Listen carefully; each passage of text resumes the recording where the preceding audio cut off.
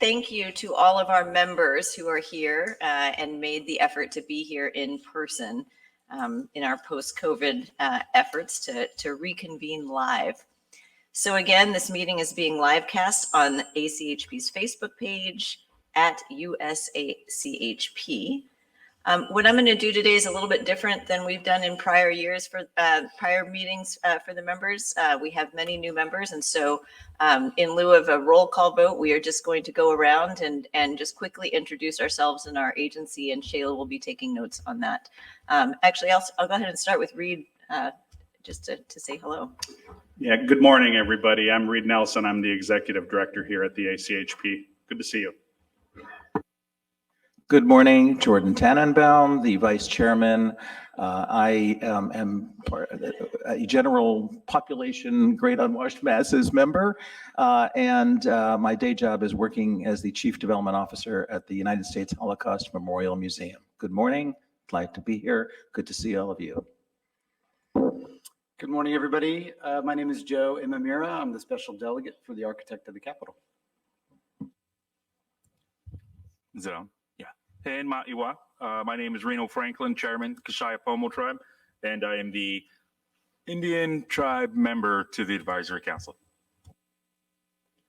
Good morning, Claudia Monterrosa, Deputy Assistant Secretary for HUD for grant programs, and here to represent HUD in my first meeting. Thank you.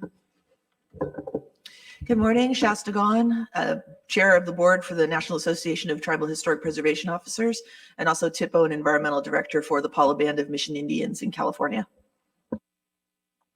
Good morning, Mike Martinez, Deputy Assistant Secretary, U.S. Department of the Interior, and I also welcome several National Park Service and other Department of Interior staff with me today.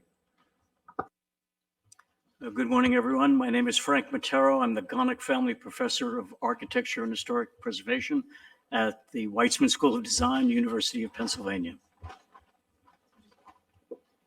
Good morning. I'm Stephanie Paul, Executive Director of the National Alliance of Preservation Commissions.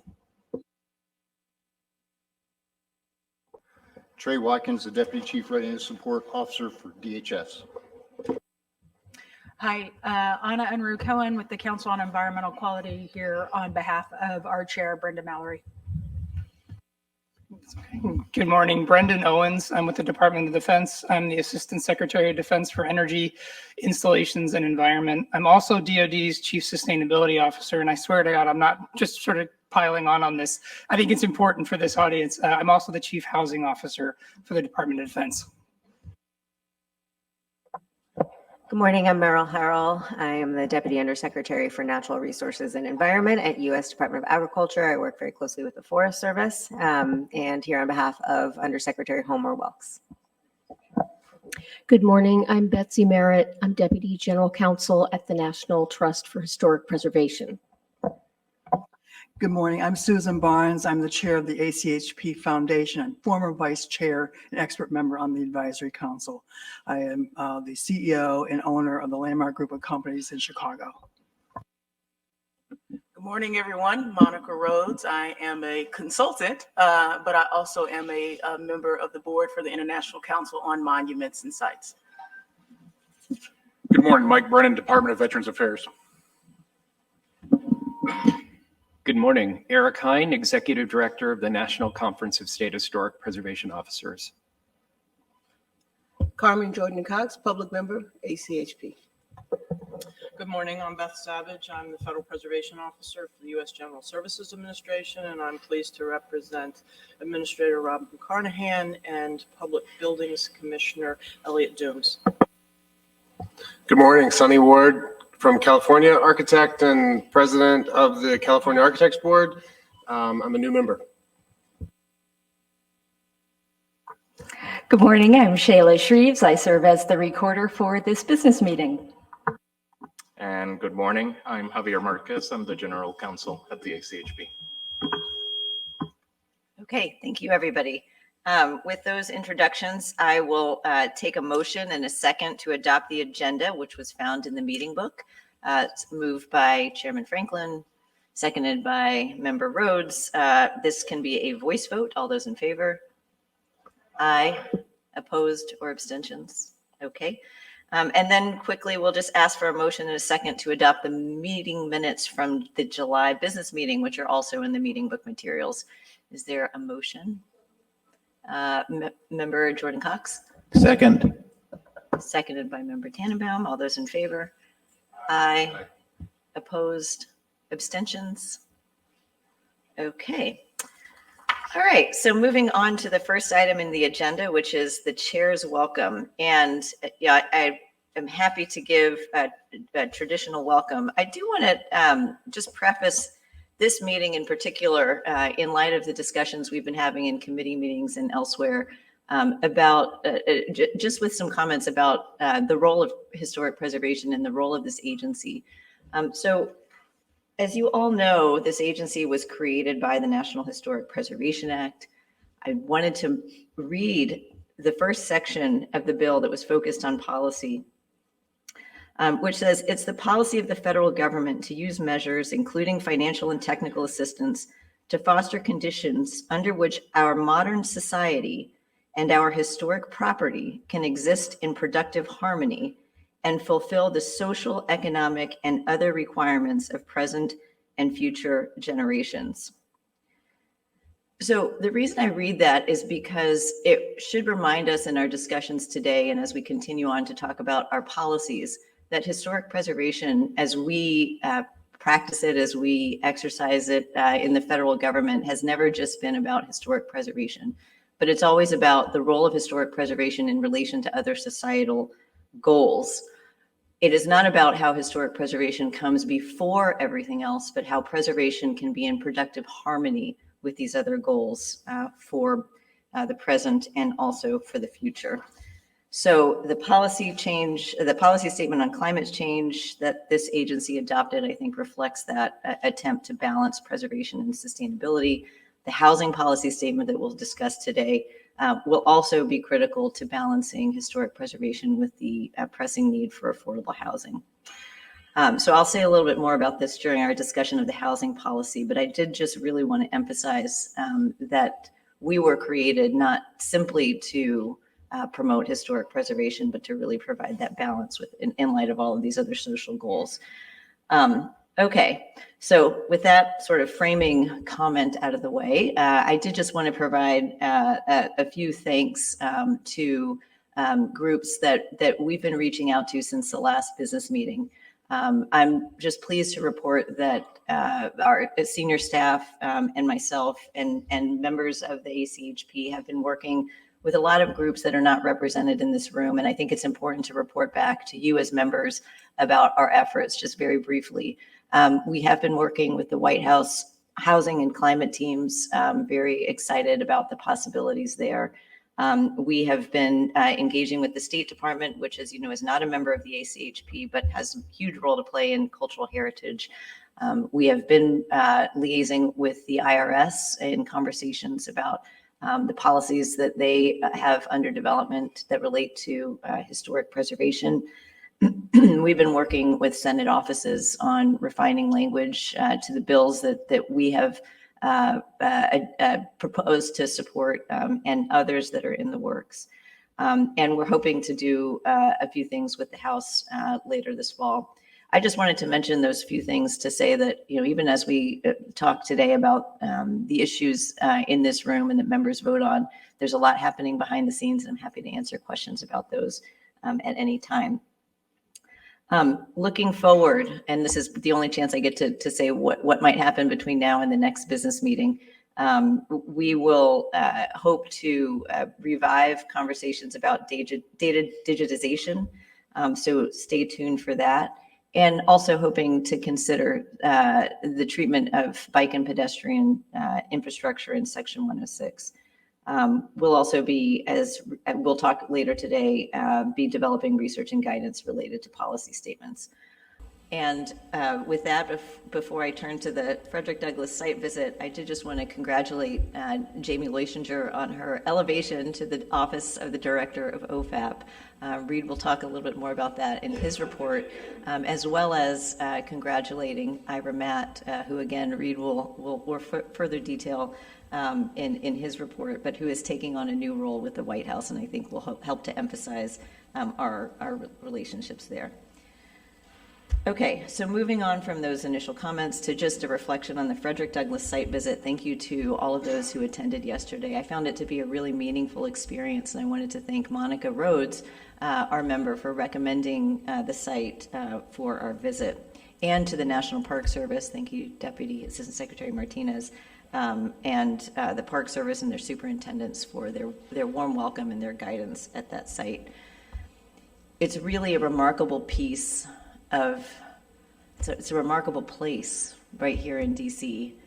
It's a place where we can think about a person who made the world think differently about the value of human life, about someone who encouraged action, about someone who was a deep thinker, and who in 80 years, we asked actually why he lived so long, or the superintendent or our tour guide asked why he lived so long, and they said it's because he never stopped working until the moment that he passed. He was leaving that house to go to yet another event. And so it's a reminder that as much as we all do, those of us committed to real change can really never stop working. But inspirational, and thank you to the Park Service, to Monica, to our staff for arranging it. The next item that I wanted to provide a quick update on was the ACHP positions funded by the Permitting Council. As we have reported, we asked for 8 new positions for the Advisory Council to help us to streamline permitting for a couple of years. We are very happy that the Federal Permitting Council funded that request, and we are very serious about our partnership and our engagement with the members of that 16 agency council to strengthen and expand our environmental permitting capabilities and our process. So that will include 8 new positions. It'll include a policy position, a legal position. It'll include positions in the Office of Tribal and Indigenous Programs and in OFAP and IT for 2-year terms.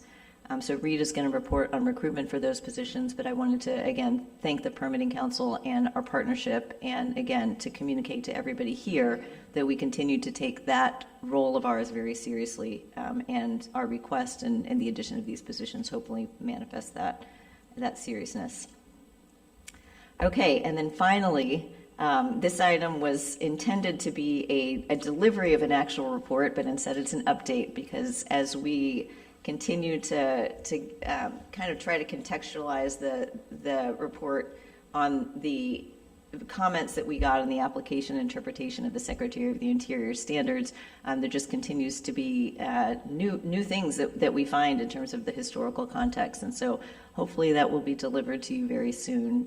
But our efforts have been pretty deep, and just trying to, again, to provide that context and to tell a positive story about the changes that have happened over the years, and also the opportunities that we might have.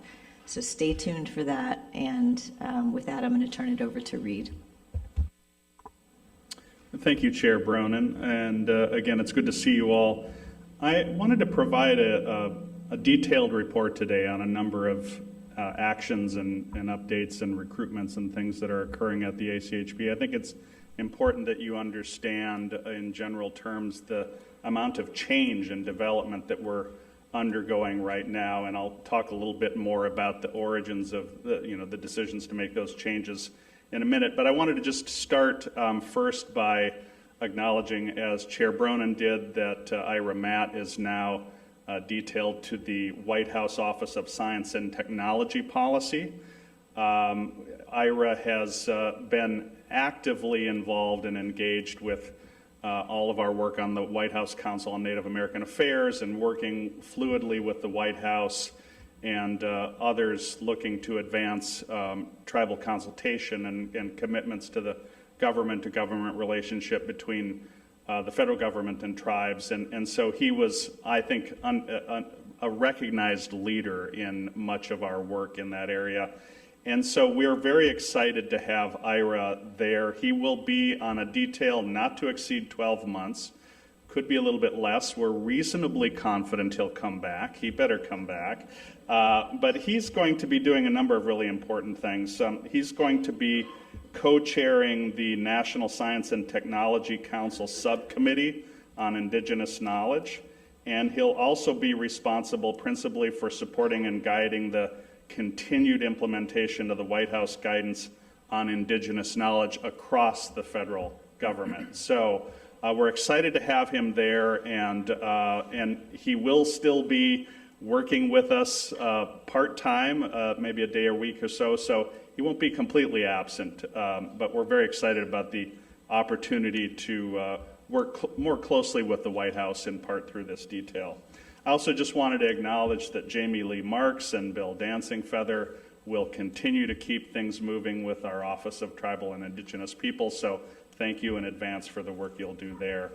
As I alluded to earlier, I just wanted to acknowledge that when I stepped into the permanent position of Executive Director, I was finally able to realize a number of personnel actions and reorganization efforts in the agency that had been important to me to carry out, to fully modernize the ACHP, move talent where it's needed, address workload issues, and to really recognize the incredible work that so many staff were doing here at the ACHP. So I carried out an analysis of our entire staffing structure, worked with the office directors and other senior staff to sort of assess where our needs might be within the agency, and carried out a number of personnel actions and recruitments that I think will really help better position us for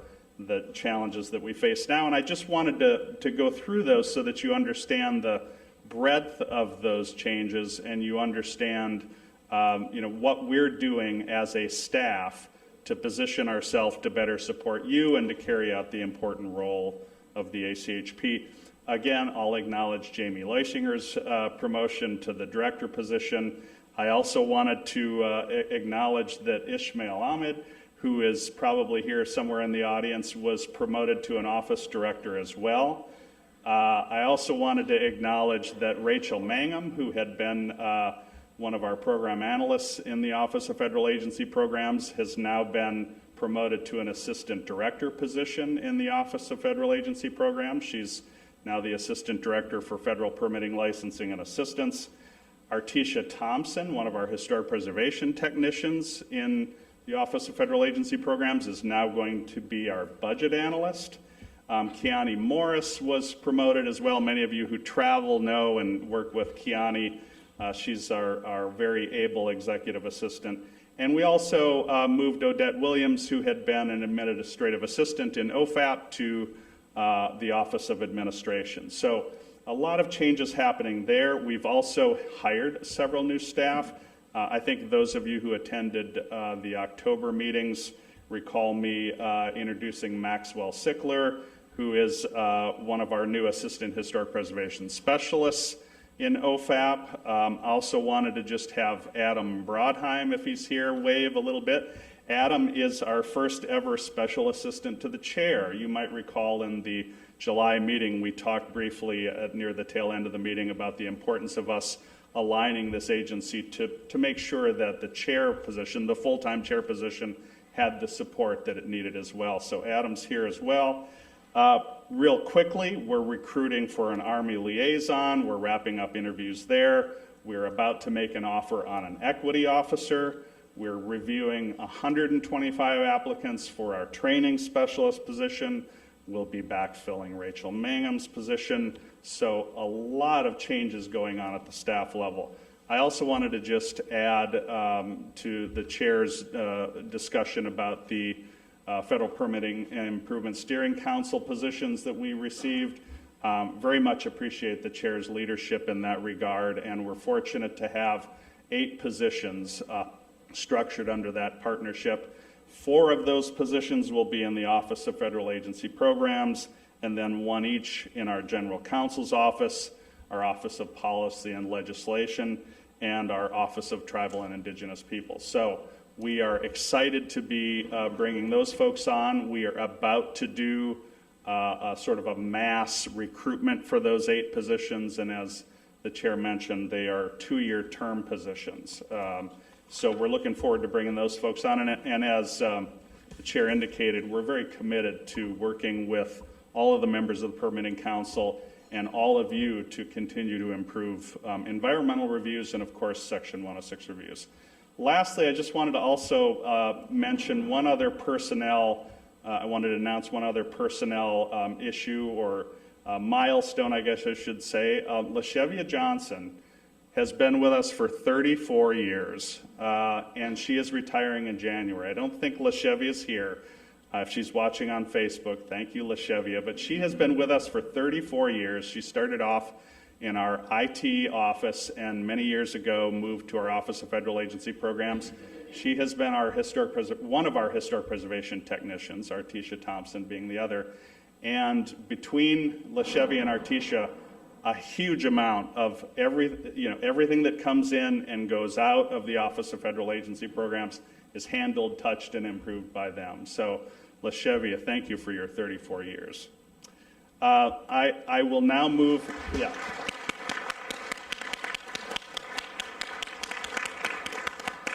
I will now move to a brief report on the budget. I think, as many of you know, we are continuing to await a Senate action on the continuing resolution.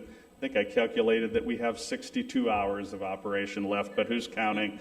So hopefully we'll be able to resolve things for a little while longer for our current operational environment. But I wanted to just acknowledge that we're, as I think all other agencies are doing, are operating effectively under the current continuing resolution. It's hard to know in this environment what level of funding might be forthcoming at any point in FY24, but I just wanted to acknowledge that our 24 request had included some additional investments in our intern program and our IT department. It'll remain to be seen whether those investments are realized or those requests are realized. Of course, I can't say a great deal about FY25 as well, and in so many ways that seems like light years away to think about FY25 when we're so focused on making it through 24. Suffice it to say, though, that the budget estimate that we did submit to the Office of Management and Budget, I think would have us hold on to virtually every one of the gains that we had proposed in FY24, perhaps minus some investments in our intern program. We expect, we would anticipate level funding in FY25, which is essentially a continuing FY24 and 23. And operationally, while I think we would have liked to see those increases, I think we'll be in a reasonably good position to maintain operations as they are. Lastly, just on a note about operations, some of you may know that we moved into this building about 10 years ago. Some of you may remember having moved out of this building about 10 years ago when we moved in. But we've very much enjoyed being here. Our lease was up effective about a couple months ago, so we renegotiated a 5-year lease, and importantly, we're able to secure an option to downsize if needed, but based on the level of recruitment that I think we just went over, I don't anticipate us downsizing. So, good news is we're here for another 5 years. Thank you, Chair. Thank you so much. And if there are no questions or comments, we'll move to 3A in our agenda. Thank you, Reed. Oh, sure. Well, I have two questions. One is, there's like a request light on here and a speak light on here. I'm not sure how to make the request light go on. Anybody know? These are new fancy microphones. Pour coffee on it. Okay. Actually, no, it was just sort of a logistical question for Reed. You mentioned so many people and all the staff who do such hard work here, and it would be helpful if we could have an organizational list or a chart of all the different folks, and maybe that's something already out there and I know nothing about. So where can I find that? We certainly have one on our website, and I will send that link out to everybody. Thank you, Shas. That's a great idea, and we'll try to populate the new folks as well on there so you can see all of that in its glory. Thank you. Thank you. Yeah. Thank you. Okay.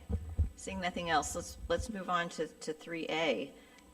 So in moving on to the general category of regulations and governance. So this first item, I think, is important to the federal agency members in particular, because it pertains to the role of a chair, myself or future chairs, in Section 106 cases.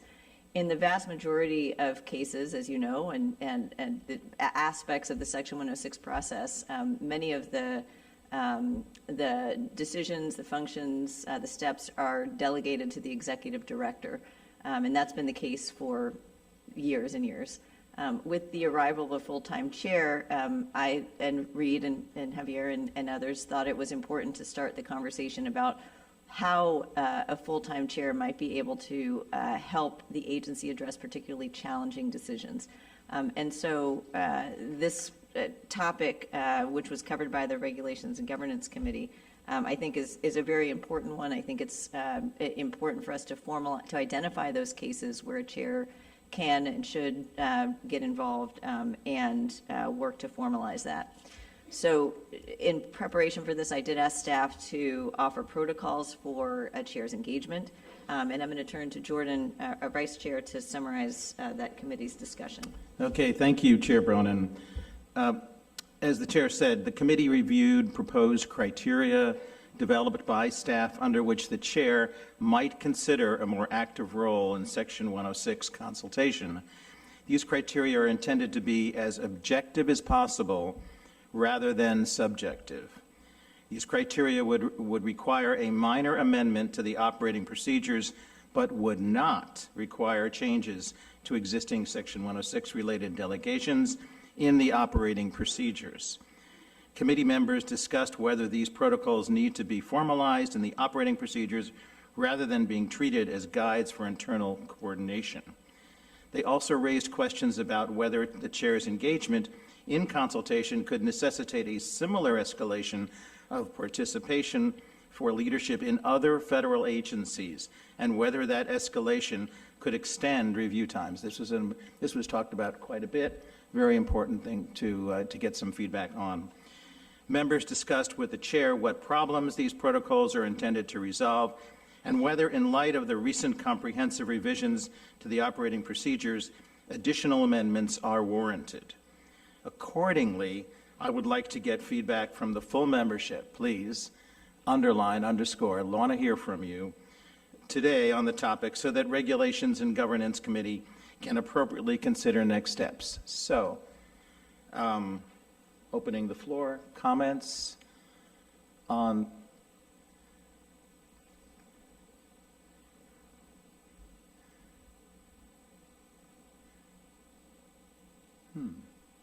Yes, Reed. And I might just point out that there is a meeting book paper, if you have access to it, that lays out a half a dozen or so criteria of when the chair would be notified of and potentially involved in cases. So there's some criteria. Help if I miss any, but congressional interest would be one, national and statewide media interest would be another. The chair directly, if the chair is directly contacted by assistant secretary level individuals and agencies, and could the chair's involvement be helpful in solving some issues? So those are the criteria. Yes, Reno. Hey, Jordan. I think that for myself, this is the first time I'm being asked to consider this with a full-time chair. And that makes a big difference. And for anybody that hasn't, been through that, and to think about Wayne Donaldson traveling from Southern California or Sacramento to get out. I mean, it's effective, but I mean, you live here, you're here all the time. It's I think for my position anyway, being the Indian tribal member here. I guess I just have a bigger expectation for what the chair position is going to do to advocate for the rest of us, especially tribes and tribal issues. I feel that you're doing a good job of that.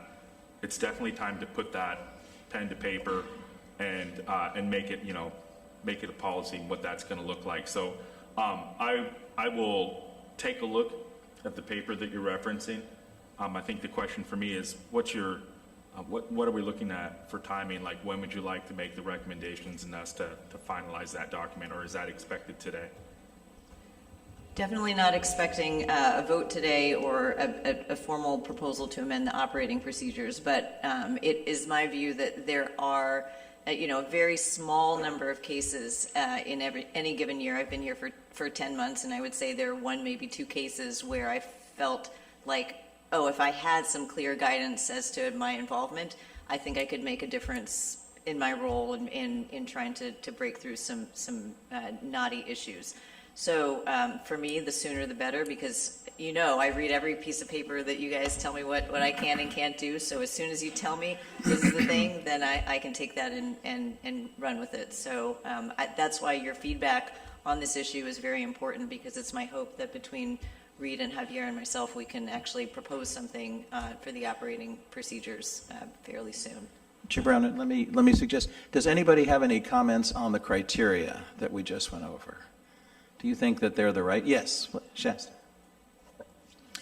Not being a person who is really accustomed to how things are done in Washington, I am looking at this, and I think that just some of the questions that I have would be how much detail would we want to go into underneath each of these four, criteria. So I'm seeing something like the ACHP has been contacted directly by a member of Congress, and Congress, even in the best of times, seems like kind of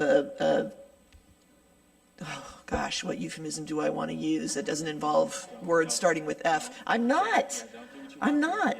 It's chaotic. We'll say that. And more so now than ever. And a lot of the issues that I would be concerned about a member of Congress bringing to the ACHP and to the chair would be very, politically sensitive discussions. I'm thinking of things, again, from the tribal point of view, Oak Flat, or Thacker Pass with the lithium mines. There are, or anything that involves any sort of destruction to tribal sites and resources, which can be anywhere because all land is Indian land. So how is that going to be managed? Because to me, it sounds like it could be very political, and that's my concern. I think that I would think, and maybe I'm naive, that we would want to avoid the appearance of politics in the work that we do. So I guess if there was an answer to this question, I'd be rich. But how do we manage that? Without it seeming like we're taking sides? That's a great question, and we did discuss it at the Regulations and Governance Committee, which I know you're not on that particular committee, but I'll just address it for the group, and I'll provide the same answer that I provided then, which is our staff gets contacted by Congress with some regularity, not every day, but they are often asked to justify a decision, to explain where something is in the process, to provide information. In the vast majority of cases where there has been congressional interest, certainly if someone's sent something to me from a congressional office, I forward it to now Jamie, and Reed, and kind of ask them to either tell me what to say in response, because I don't have a handle on our 120,000 Section 106 cases at my fingertips, or to provide any additional context that would let me know whether this is an issue that warrants the attention of someone in my position. I think a chair in this position would be crazy to try to intervene in all of those cases. There's simply not enough time, and the chair will never have the expertise that the staff does on these issues. So in some ways, the broad criteria, you can write maybe some more specific criteria, but in some ways the membership would have to rely on the judgment of the chair and just the physical limitations of trying to get involved every single time one of these criteria is met. And so, whether it's adding language like in consultation with the executive director and the director of OFAP, whether it's, talking about the nature of some kinds of congressional inquiries, we can certainly think about what we might say on that front. But in any of these cases, it would certainly rely on the judgment of the chair. In my opinion, the chair would get involved in a very small number of cases, and certainly publicly even smaller. So this to me is more of the ability to have those even negotiating type conversations that I don't feel like I can have right now.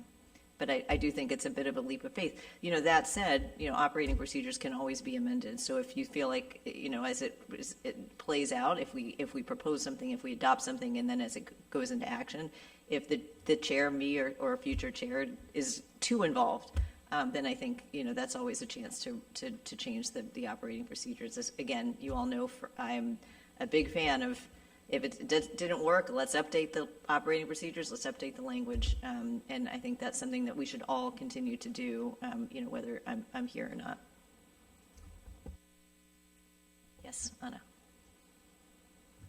Just maybe a clarification question, somewhat in follow-up to that. So would you envision this chair criteria is applied to things that the ACHP is already sort of formally participating in? So this would be like a subset of items that the chair would then get involved with?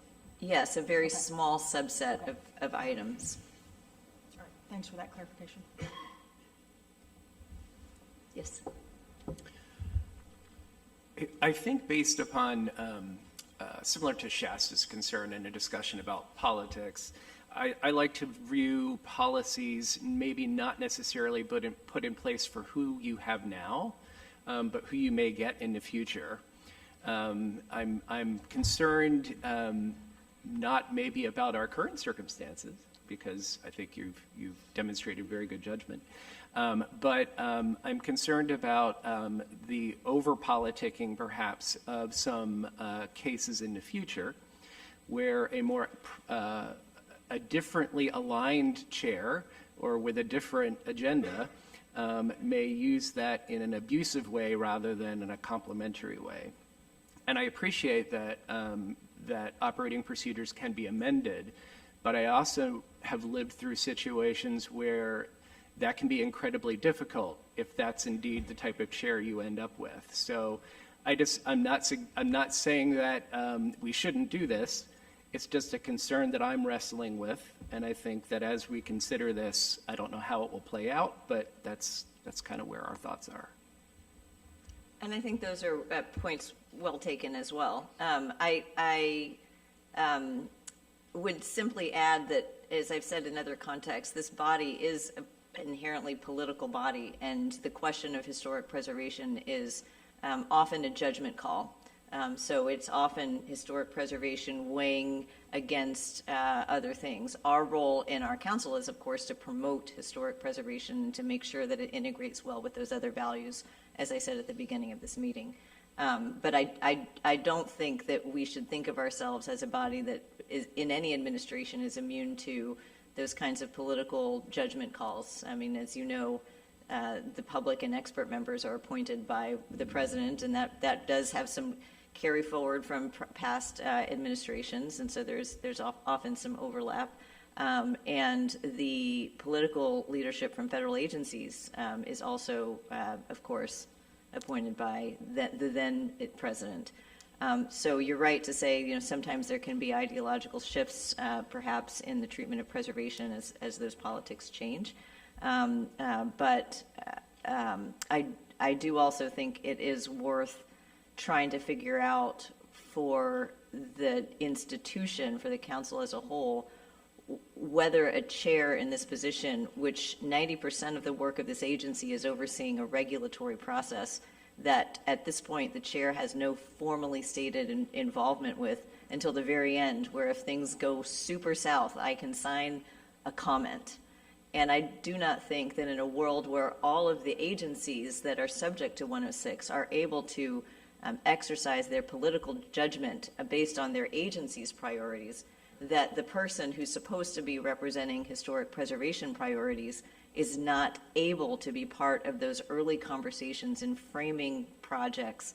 And so I feel that without, and you can make this retroactive after I leave, this is not for me trying to, but I do think that without empowering the chair to weigh in, carrying forward the historic preservation values of this agency at an early level in processes, that we as preservationists are at a disadvantage. So that's my That's the way that I've been thinking about it, framing it. Just one quick thing. What I would say is that right now we don't have anything in the operating procedures about how this happens. In the past, I've been here 20-some years, and in the past we just do ad hoc, let's see how involved the chair and then how long and what does the chair do. So at least this gives you something in writing with procedures. Because right now, basically the only thing really bounding the chair in terms of involvement in public statements, things like that, unless there's a clear statement from the membership already, which rarely is there, basically are just the rules of ethics. Those are the only things that are holding back a chair, whoever it is, politically. So my big comment is at least you'll have something in writing that we currently don't, because again, we've been operating kind of ad hoc prior to a full-time chair. Yep. Mr. Martinez. Chair Bronin, Vice Chair Tannenbaum, couple of thoughts. Number one, Jordan, thank you for repeating the concern that we stated yesterday, that we would appreciate operationally that the process provide an opportunity for notice and comment for affected federal agencies. But in hearing Shasta and Reno talk today, and forgive me for not bringing this up at the committee meeting, but just hearing them talk today, perhaps another criteria to consider would be at the request of a sovereign tribal nation or nations that are affected by the action. Thank you for that. It's something to add to the conversation. I will say that we get many, and I get personally many requests from tribal nations, and so that is, I've seen a lot, as more of those actually than say from a member of Congress or from an outside party, consulting party. So I think we'd have to talk with our tribal representatives and NAFPO and try to figure out what the appropriate criteria is for that, because the volume of those particular requests does happen to be higher than some of the other things that have been listed. But certainly, and we have been involved in cases involving tribal members, including through our legislation, our support for the Say Vote Flat Act and otherwise. So we certainly have somewhat of a pulse on those issues that have the possibility to create precedential problem, bad precedents. And so that may be something that we consider. Mike, thank you. Excellent suggestion. Thank you. Other comments? Yes. Yeah, thank you, Jordan. Interesting point, Mike, and we had contemplated similar mechanisms, like, for example, at the request of one of the members around this table. I think certainly one of the things we recognized, though, was that if we did sort of open up potential chair involvement to requests from external parties, we'd want to have a way to control that, because you could very easily envision a scenario where once it was apparent that you could invite the chair in, that it may seem as become a practice to immediately elevate and sort of bring the chair into many, many more consultations. So I think that's an intriguing idea. I would just suggest that as we consider that possibility, that we build in some screening protocols as well, so that the simple invitation itself didn't necessarily activate the chair, but we could use some judgment to make sure that it met other criteria for chair involvement as well. Yeah, thank you for saying that, Rita.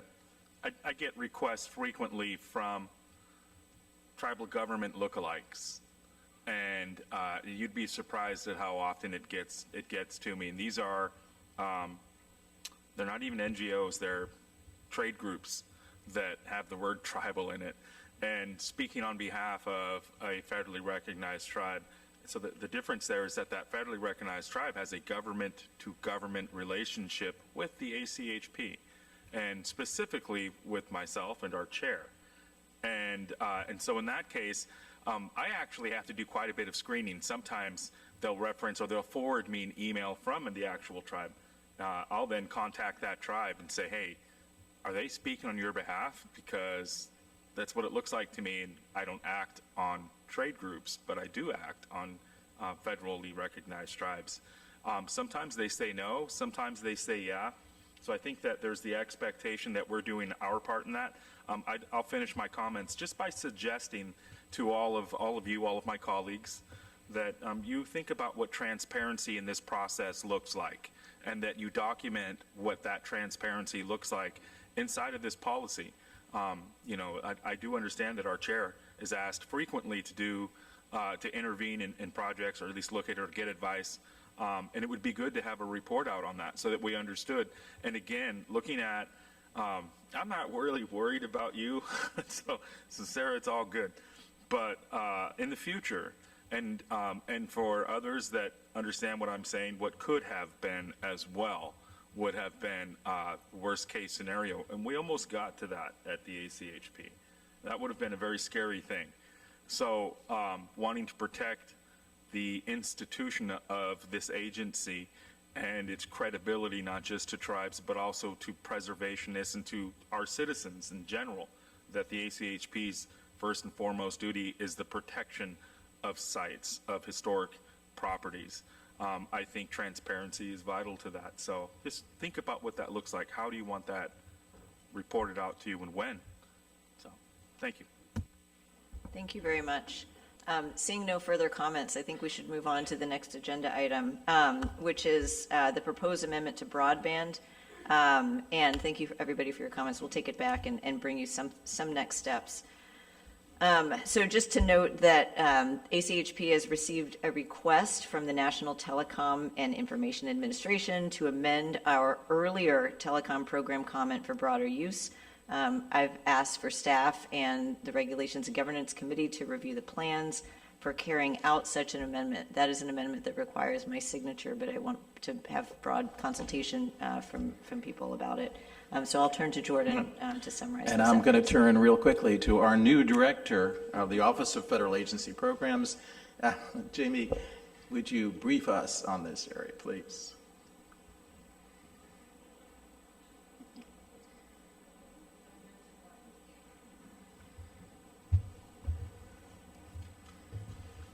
I guess we'll see if this can work. Thank you, Vice Chairman Tannenbaum. So the NTIA made this request to amend the 2017 program comment for communications projects on federal lands and properties. The amendment they're looking to do is to expand it to any federal communications project. So it's a fairly large expansion of the scope. Before it was limited just to those properties or lands that are in ownership or managed by a federal agency. Now they're looking to any project that would be federally assisted.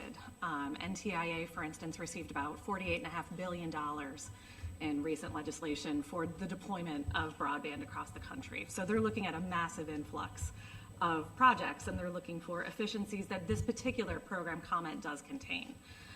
In particular, it sets about a fairly consistent Section 106 process for a variety of communications projects, including setting a almost standard, I don't like using that word, but a consistent area of potential effect, and setting a fairly consistent identification effort, which for those of us who practice Section 106, those can be two challenging areas in figuring out what an appropriate area of potential effect and identification effort is. So as Chair Bronin noted, the amendment stipulation within that program comment requires consultation with federal agencies, the National Conference of State Historic Preservation Officers, the National Association of Tribal Preservation Officers, industry representatives as appropriate, and then it does require the approval by the chair. So one of the things that we've been working on is figuring out what the appropriate consultation strategy is, recognizing that a lot of effort went into developing this particular program comment. It was a 2-year effort by the agencies in developing that program comment.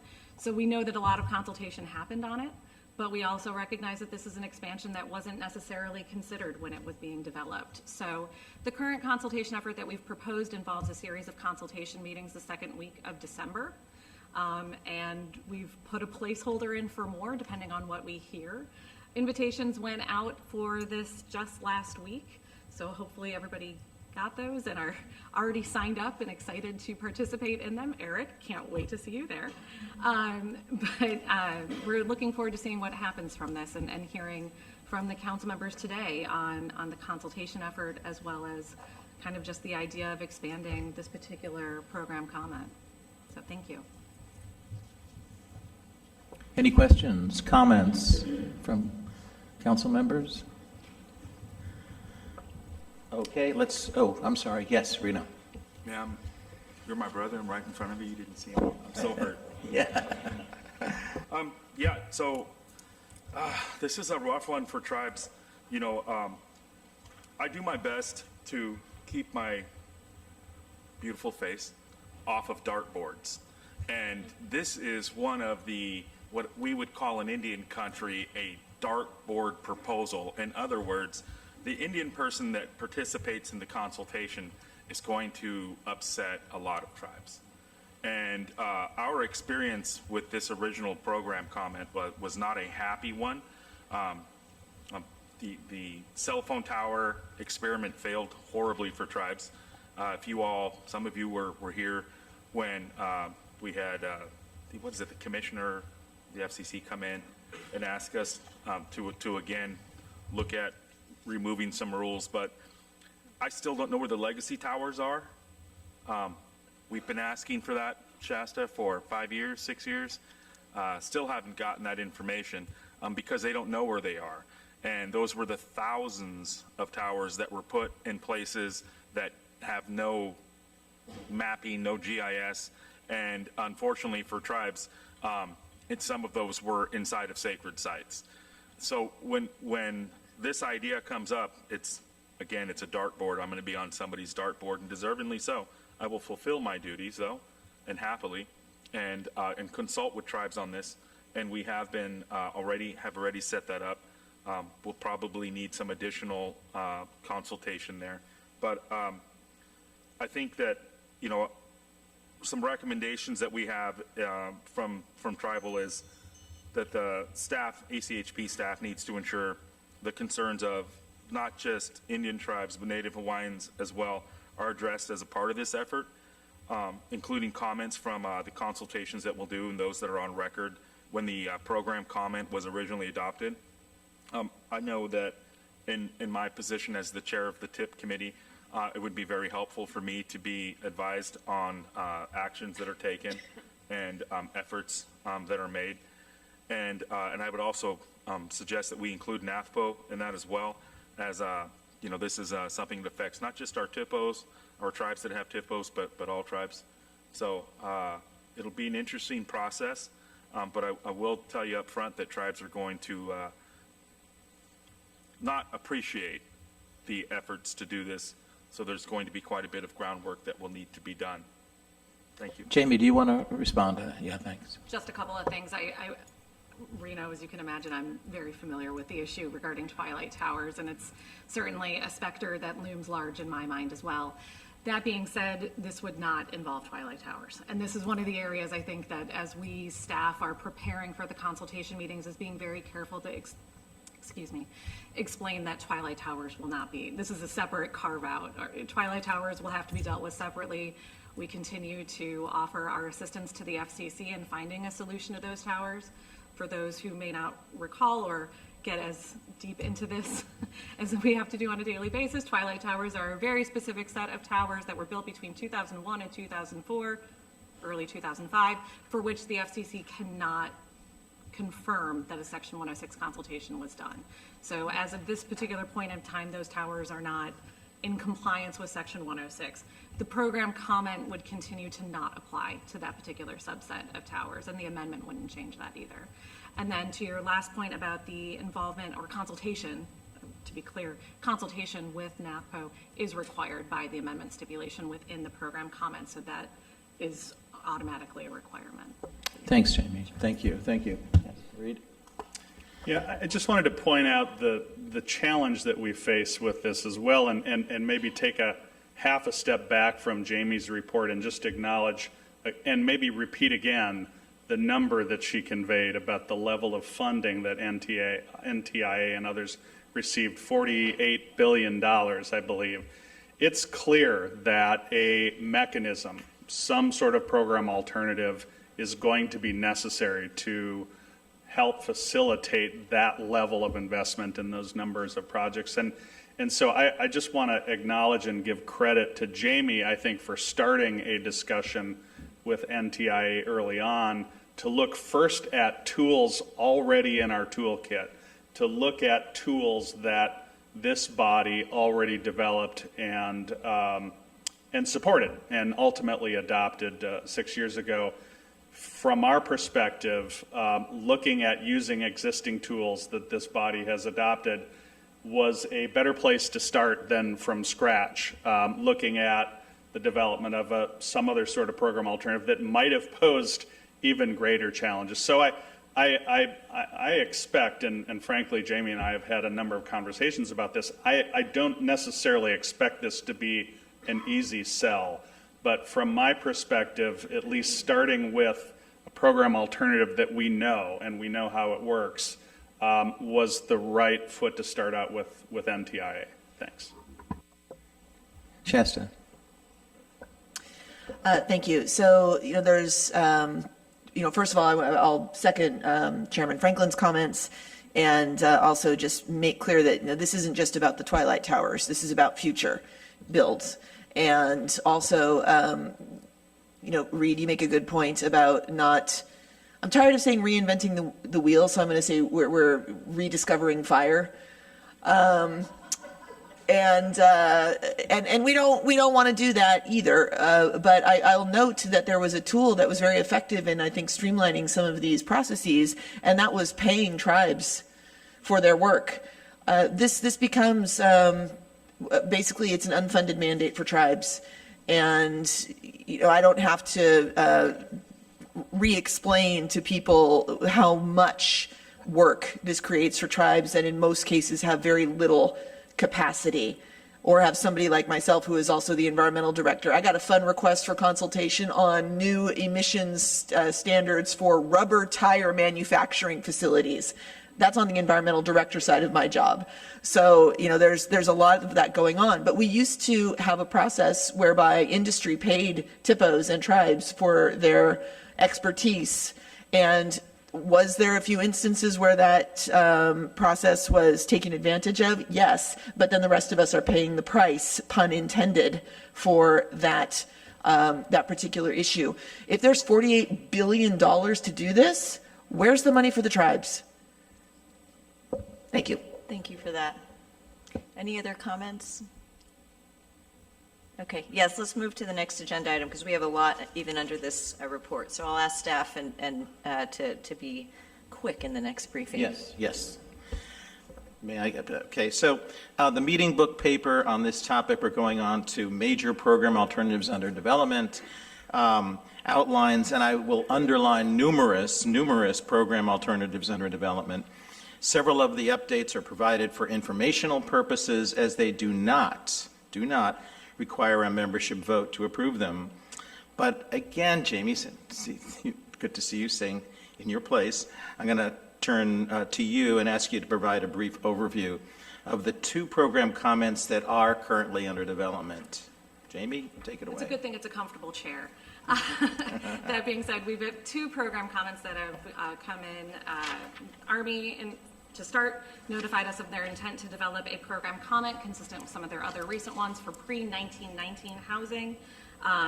It deals with repetitive management actions occurring on Army's inventory of pre-1919 housing. The second one came in from the National Park Service regarding the rehabilitation, alteration, leasing, and other management activities for its Mission 66 era facilities. So those are the two big ones. Additional information can be in the meeting book paper. In the interest of time, I will leave it at those two, at that sort of brief overview. Both agencies have initiated consultation efforts. I think meetings for Army occurred last week and this week. And then National Park Service is kicking off their initial round of consultation in early December. So happy to answer any other questions, and of course to hear from the members if they would like to offer any other perspectives. Okay, let's move on. And just to say that we have under development right now the largest number of program alternatives ever in our agency's history.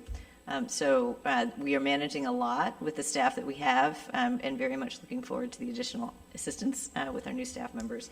But I wanted to say that before we turn to the next item, which is the government-wide housing-related program alternative, which is not actively under development, but is a proposal under discussion. So with that, I'll turn back to Jordan on. Great, thank you, Chair. In light of the efforts underway to update the housing policy statement, Chair Bronin asked that the committee consider whether a government-wide housing-related program alternative may be needed. Underline government-wide. While the staff noted that housing activities are covered by numerous existing program alternatives, committee members observed that there may be a need for such a government-wide alternative, and asked that staff inventory existing housing-related program alternatives and convene a meeting of the federal preservation officers to gather broader input on the topic and see whether agencies share common challenges. One challenge in review efficiency may be a lack of knowledge regarding the Section 106 process and its flexibilities among applicants for federal affordable housing funding programs. So any efforts would require improving education in this regard. Staff is going to look to schedule a follow-up discussion in the new year. Okay, can we move? Any I think we should ask if there's any comments about that particular item. Okay. Okay. Oh, sure. Yes, Eric. Mr. Hine. Thank you. As I mentioned in a committee meeting, this is a topic that SHPOs are going to be very interested in and have a number of concerns. First of all, applying to all housing is a very sweeping action. So that's something that they're going to be very concerned about. But in particular, as you noted with the education component, this flow down, this delegation of recipients being able to be directly involved with the 106 process or manage the 106 process puts a huge burden on SHPOs to basically have to educate those unfamiliar with the process as to how it works. And it often puts them in some very perilous political headwinds. So this is an area that we're eager to discuss. Thank you, Eric. I will just, Again, here, I was remiss by not saying that I'm here to represent HUD. And we welcome the opportunity to have the conversation and discussions on this topic on government-wide alternatives. So we really are looking forward to that as it impacts our portfolio quite a bit and our grantees and stakeholders that we work with. Thank you, Ms. Montserrat. And I'll just add that in addition to HUD, we have members around the table that have housing portfolios, USDA, VA, DOD, DOI.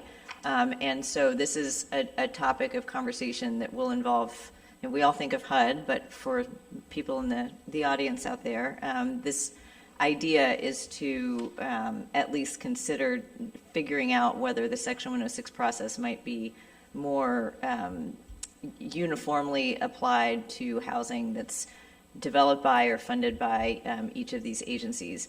And so in response to Mr. Hine's comment, I'll just say, one potential positive about having a more uniform approach to 106 reviews that relate to housing may be that education and administration component at the SHPO level is actually much clearer, and that we can actually have a process by which SHPOs with limited just constantly limited and underfunded staff capacity, an issue that we've tried to work on as well, and is again a chronic issue along with TIPOs, have at least a playbook that they can use again and again towards as they consider housing projects. So in a way, although we might think, oh, this is a really big thing to tackle. Right now, we have hundreds, maybe thousands of these kinds of agreements that SHPOs are looking at every day, and each one of them is different. So thinking about maybe some positive outcomes of a more unified approach is one thing that I hope comes out, but one way or the other in our discussions. Reed. So we did put this out to tribal consultation. It was poorly attended. It's kind of to be expected. This is a separate item than the housing policy. So I think you're referring to the housing policy. This is referring to a Section 106 alternative. So I think I'll have you hold that Actually, it's going to be Is the relevant same to this either too? way. Okay, great. And so I turned 50 this year, so I'm historic. It's totally awesome. Congratulations. But that's 1973. The original HUD housing that came into most tribes came in around 1973. And so we're going to have, or I foresee there being some significant issues with TIPO tribes, and exactly the same thing that SHPOs are facing and needing to get that education, as most of us wouldn't look at something 50 years old and consider it historic, which makes me both proud and sad. And so just want to point that out. TIPO's jumping on the backs of what you're saying as well, Eric. Thank you. If I could just make one more comment, I'd be remiss if I didn't mention that certainly seeking an efficiency may make sense from a national and federal agency point of view, but please remember that every state historic preservation office has to deal with multiple agencies and multiple different undertakings. So while it's an efficiency for one item, it actually presents an operational challenge for them because it's still a variation from their regular process. So it's not necessarily an efficiency for them. Okay. Thank Shall you. we move on? Yes, so we'll move on to item C, the housing guidance on historic building interiors. Okay, as the topic of the revised policy statement has been expanded from affordable housing to any housing, we note that the statement would be relevant to any federal agency with housing in its portfolio, as well as to agencies managing housing assistance programs. Further, the current draft of the revised policy statement suggests that Section 106 reviews focus on the exteriors of historic properties, which is different from the policy statement currently in effect, which talks about focusing on exteriors within historic districts. Staff have begun to consider how case studies and examples may be shared with federal agencies and consulting parties to demonstrate how this would be reflected within Section 106 consultations. Assuming the policy statement is adopted, staff will begin soliciting case studies from agencies and consulting parties while also pulling examples from current consultations. Jamie, would you like to add anything to this? I've already started going through our database. Okay, great. Comments? Okay, we can move on. Yes, thank you, Jordan. And again, this guidance will be extremely important for our ability to actually carry forward the housing policy statement if it is in fact adopted by members when it's proposed, and we'll talk about that shortly. So we'll move on to the last item, Preserve America's Executive Order 13289, Section 3 reports.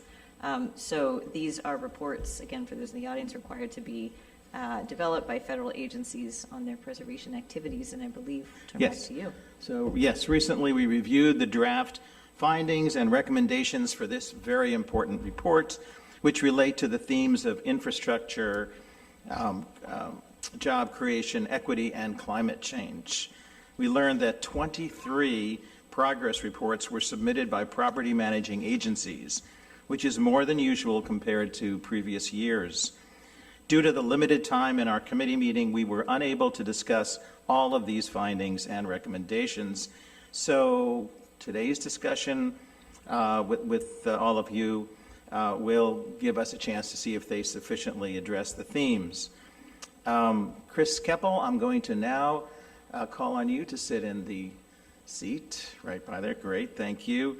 To discuss this further and to try to be as brief as you possibly could.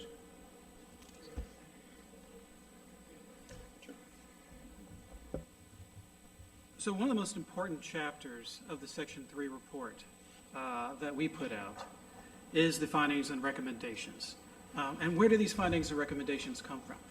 Well, they come from the themes that we identify, and we did that with you all and with the various committees over several business meeting cycles. But also, they come from the reports that all the agencies send in. We pour through these reports as they come in, and we identify what are the themes that are shared, what are the challenges that are shared by all the agencies, what are the tools that they are developing that can cross-cut the challenges they're experiencing. What do they see coming in the future? So we also rely on you to comment on what I'm about to talk about here. This is a draft, and when I am quickly going through it, it's in your meeting book, so you have an opportunity to look at it in detail. Think to yourself, does this resonate with your mission area? Does this resonate with the challenges that you're seeing your agency or your department having in the realm of historic preservation in Section 106? So the first finding has to do with climate change, of course, right? How could we not do something along the lines of climate change, particularly about resilience and historic properties and climate change impacts to historic properties. We have found that agencies are seeking collaborative approaches with the identification and protection of historic properties. The reports received this year highlight numerous partnerships and training and educational opportunities, adaptation, mitigation, grounded in things like indigenous knowledge and input from communities that are most affected by climate change. Agencies such as GSA, NPS, BLM, DOD, NOAA, and Energy have developed digital tools that are aided by community input to identify properties most at risk from climate change. Recommendations include that agencies should revisit guidance regarding the use of emergency provisions in the regulations for advancing planning for emergency undertakings. Another recommendation is the Advisory Council will offer recommendations on climate change adaptations based on responses to the Chair's 2023 request for public comments regarding application and interpretation of the Secretary of Interior's standards for the treatments of historic properties. The Advisory Council will also be issuing policy guidance on indigenous knowledge to assist federal agencies in the identification and protection of tribally significant resources under threat from climate change. Number two is that federal agencies are, as we've already talked about, increasingly using program alternatives to constructively plan property management activities and improve the efficiency of project reviews. And the recommendations behind this are keep going, keep doing that good work, and we're here to help you keep doing that good work. Number three is active collaboration and timely involvement with tribes and NHOs in property management activities and climate preparedness and infrastructure planning. A lot of that has been talked about, and then it revolves around not only fair treatment of tribes when gaining indigenous knowledge or working with them for indigenous knowledge to help identify tribally sensitive resources on the landscape, but also protecting that knowledge. Number four is the use of partnerships to leverage federal resources and provide important benefits to federal agencies in the identification and protection and use of historic properties.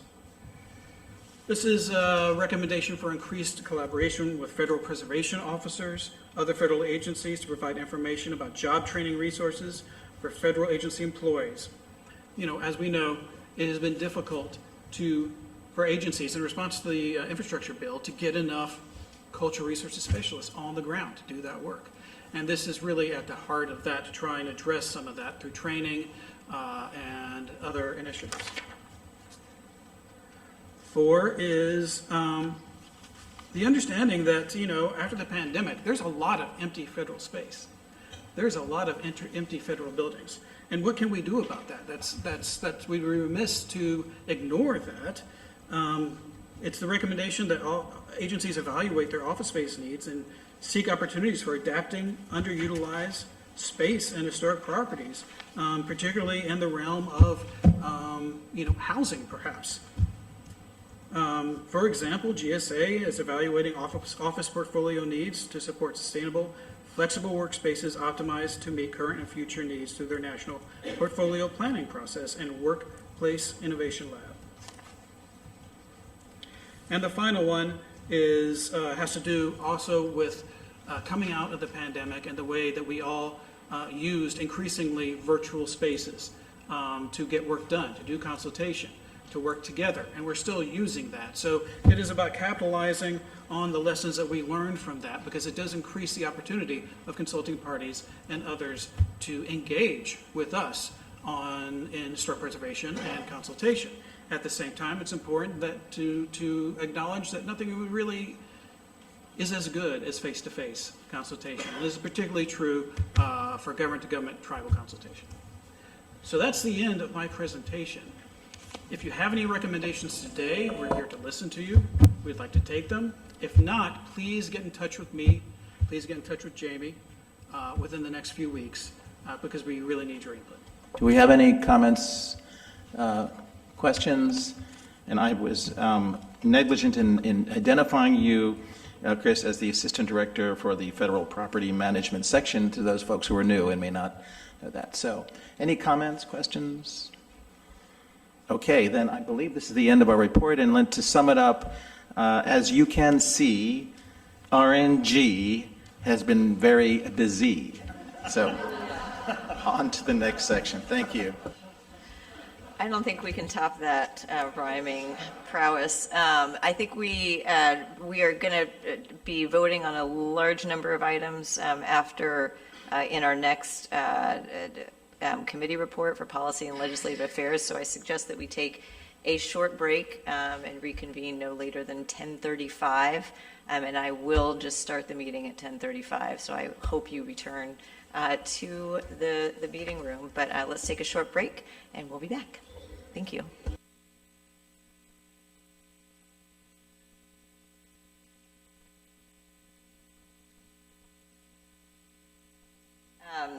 To our Policy and Legislative Affairs Committee report. So the first item on this agenda involves action. It's our comments on legislation. So as folks in this room know, but others listening in may not, the Advisory Council on Historic Preservation can have opinions about legislation and can deliver those opinions to Congress. And so part of what we're going to do next is to figure out whether the members will support certain positions taken on bills in Congress today. And for that, I'm going to turn to Sunny Ward, who even as a new member valiantly has chaired the Policy and Legislative Affairs Committee, jumped right in, and I'll turn it over to him to summarize what happened at our committee meeting for the members. Thanks, Chair Bronin, and good morning. On Monday, I chaired the Policy and Legislative Affairs Committee, where we discussed several pending bills in Congress. Details on the bills are available in tab 1 of the meeting book. There was consensus among the committee members to advance motions on all but one of the bills for consideration by the full membership.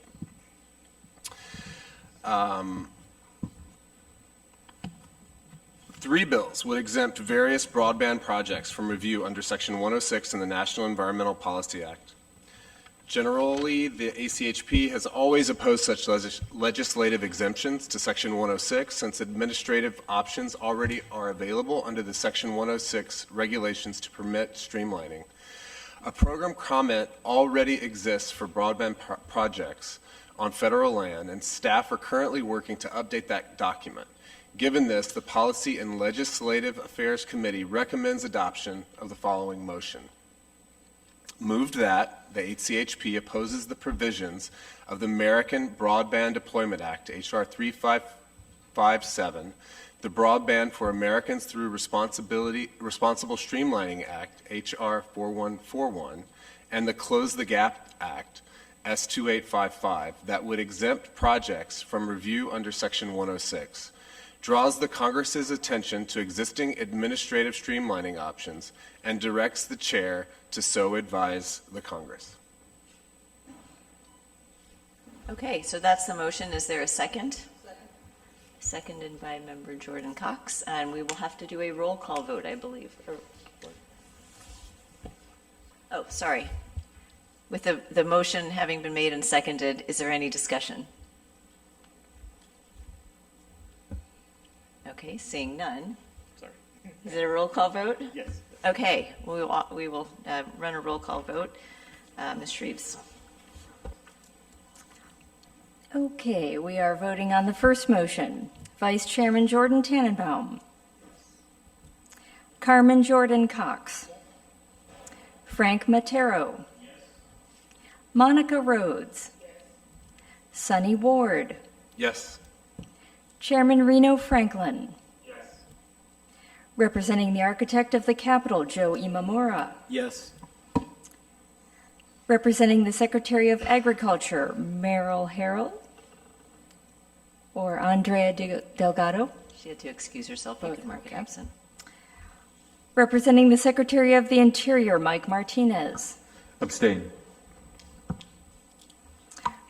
representing the Secretary of Defense Proxy General Services Administration, Abstain.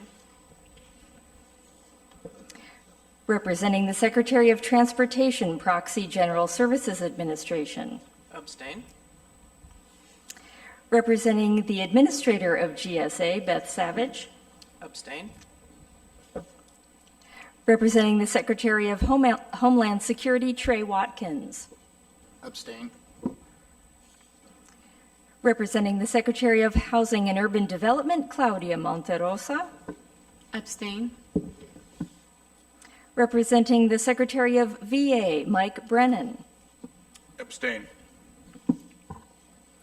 representing the Chair of the Council on Environmental Quality, Anna Unruh Cohen, Abstain. representing the National Trust, Betsy Merritt, Yes. representing the National Conference of State Historic Preservation Officers, Eric Hine, Yes. representing, Chair of the National Association of Tribal Historic Preservation Officers, Shasta Gahn, Aye. Chair Sarah Bronin. Yes.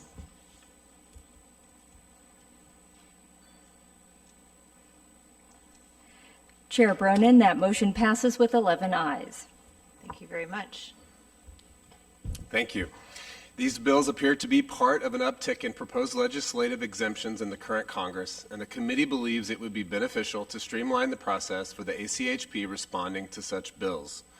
One approach discussed was empowering the chair to express opposition to legislative exemptions after consultation with an appropriate subgroup of the membership, without full member consideration of individual bills. Staff will explore how to best pursue this idea in the context of the operating procedures and will revisit it with the members at a later date. The Truth and Healing Commission on Indian Boarding School Policies Act would create a commission to investigate the legacy of Indian boarding schools and make recommendation for federal action, including on addressing burials at the schools.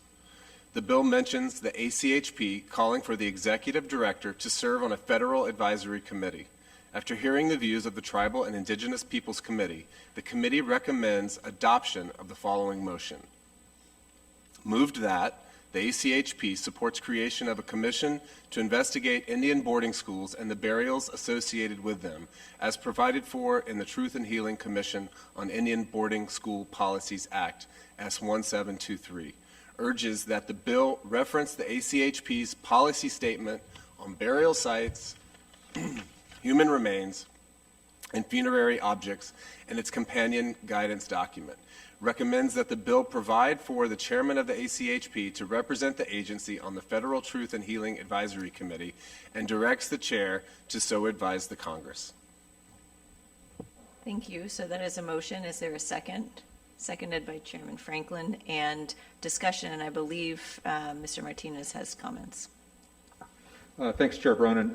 Notwithstanding Department of the Interior testimony in support of a prior version of this bill, Interior will abstain from voting absent a statement of administration policy on the current version. Thank you. Is there any other discussion? Okay, so we'll proceed with a roll call vote. Okay, the second motion, Vice Chairman Jordan Tannenbaum, Carmen Jordan Cox, Frank Matero, Yes. Monica Rhodes, Sunny Ward, Yes. Chairman Reno Franklin, Yes. representing the architect of the Capitol, Joe Imamura. Yes. Did our friends from agriculture return? Not yet, okay. Announce it when they do. Thank you. Representing the Secretary of the Interior, Mike Martinez. Abstain. Proxy for the Secretary of Defense, GSA. Yes. Proxy for the Secretary of Transportation, GSA. Abstain. Representing the Administrator of GSA, Beth Savage. Abstain. Representing the Secretary of Homeland Security, Trey Watkins. Abstain. Representing the Secretary of Housing and Urban Development, Claudia Monterosa. Abstain. Representing the Secretary of Veterans Affairs, Mike Brennan. Yes. Representing the Chair of CEQ, Anna Unruh Cohen. Abstain. Representing the National Trust, Betsy Merritt. Yes. Representing the National Conference of State Historic Preservation Officers, Eric Hine. Yes. National Association of Tribal Historic Preservation Officers, Chair Shasta Gahn. Yes. Chair Sarah Bronin. Yes.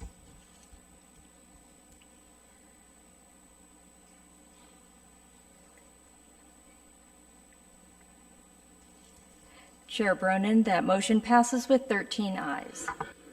Thank you. Thank you. Two pending bills would make rehabilitation of historic school buildings that continue to operate as schools eligible for the federal historic tax credit. Maintaining and enhancing existing preservation tax incentives has long been a long-term commitment of the ACHP. The committee recommends adoption of the following motion. Moved that the ACHP supports the School Infrastructure Modernization Act, S1523, and the Rehabilitation of Historic Schools Act, HR 3181, and directs the chair to so advise the Congress.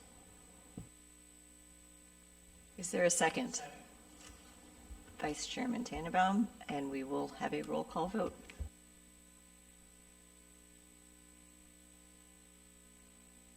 Discussion, if any. I'm trying not to cut off discussion. Please feel free to have at it. Seeing none. Roll call vote. Okay. Vice Chairman Jordan Tannenbaum. Carmen Jordan Cox. Frank Matero. Yes. Monica Rhodes. Yes. Sonny Ward. Yes. Chairman Reno Franklin. Yes. Representing the Architect of the Capitol, Joe Imamura. Yes. Representing the Secretary of the Interior, Mike Martinez. Abstain. Proxy for the Secretary of Defense, GSA. Yes. Proxy for the Secretary of Transportation, GSA. Abstain. And representing GSA, Beth Savage. Abstain. Representing the Secretary of Homeland Security, Trey Watkins. Abstain. Representing the Secretary of HUD, Claudia Monterosa. Abstain. Representing the Secretary of VA, Mike Brennan. Abstain. Representing the Chair of CEQ, Anna Unruh Cohen. Abstain. Representing the National Trust, Betsy Merritt. Yes. Representing the National Conference of State Historic Preservation Officers, Eric Hine. Yes. National Association of Tribal Historic Preservation Officers, Chair Shasta Gahn. Yes. Chair Sarah Bronin. Yes.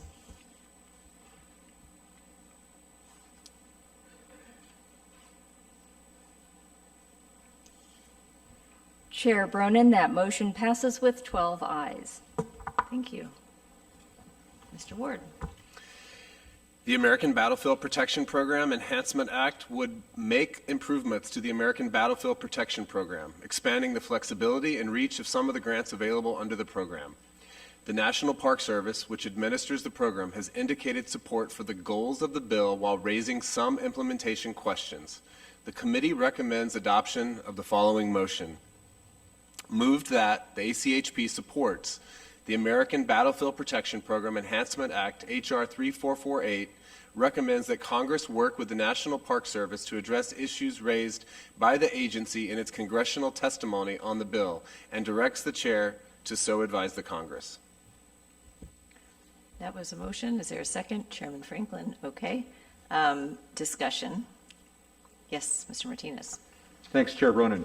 The National Park Service would like to work with sponsors and committees to address some of those concerns. And although the Park Service testified in support of the goals of this bill, with these amendments and the opportunity to work with the sponsor, the department will abstain absent statement of administration policy. Any other discussion? Thank you. Okay, we'll move to the roll call vote. Vice Chairman Jordan Tannenbaum. Carmen Jordan Cox. Frank Matero. Yes. Monica Rhodes. Sunny Ward. Yes. Chairman Reno Franklin. Representing the Architect of the Capitol, Joey Mamora. Yes. Representing the Secretary of Agriculture, Andrea Delgado. Abstain. Representing the Secretary of the Interior, Mike Martinez. Abstain. Proxy for the Secretary of Defense, GSA. Yes. Proxy for the Secretary of Transportation, GSA. Abstain. And representing the Administrator of GSA, Beth Savage. Abstain.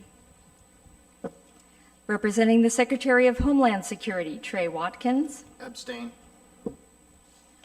Representing the Secretary of HUD, Claudia Monterosa. Abstain. Representing the Secretary of Veterans Affairs, Mike Brennan. Yes. Representing the Chair of CEQ, Anna Unruh Cohen. Abstain. Representing the National Trust, Betsy Merritt. Yes. Representing the National Conference of State Historic Preservation Officers, Eric Hine. Abstain. National Association of Tribal Historic Preservation Officers, Chair Shasta Gahn. Yes. Chair Sarah Bronin. Yes.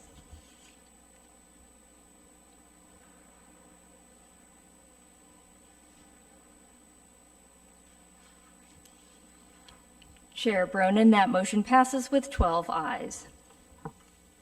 Thank you. Do you have any other items to report out from this, on this matter, on the legislation? Okay.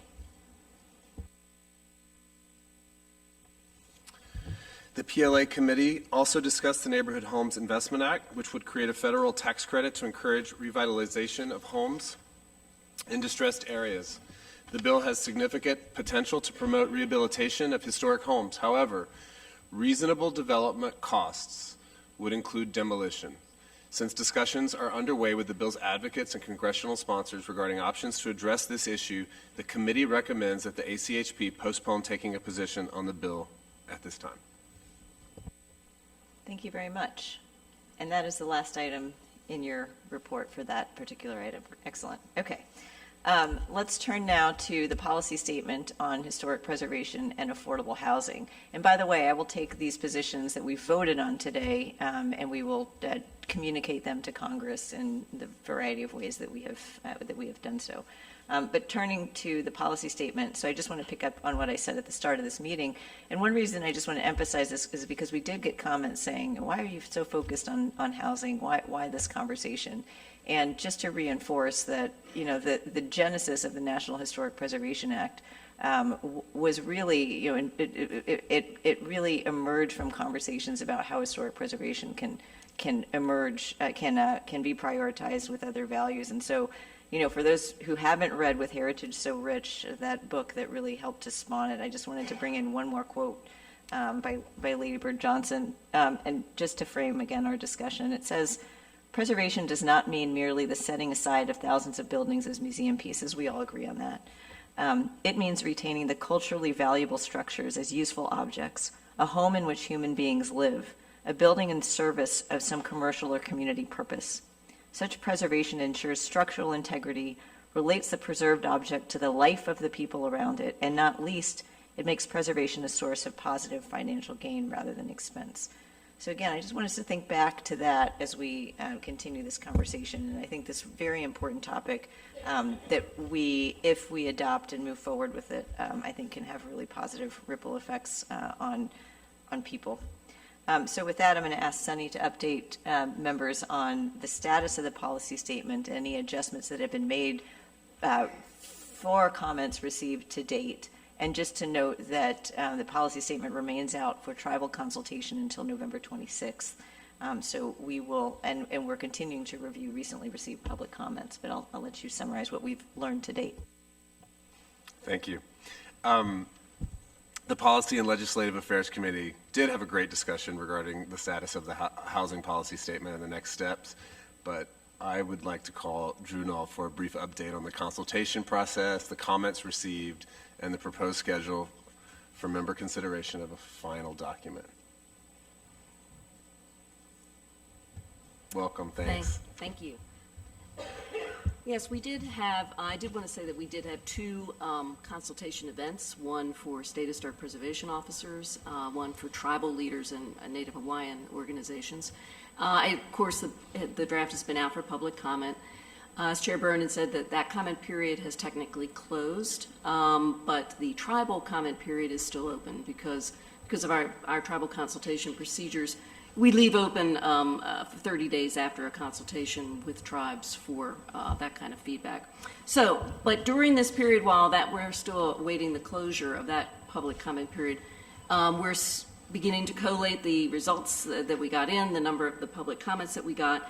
And I would say that in general, the comments have been very positive, very constructive.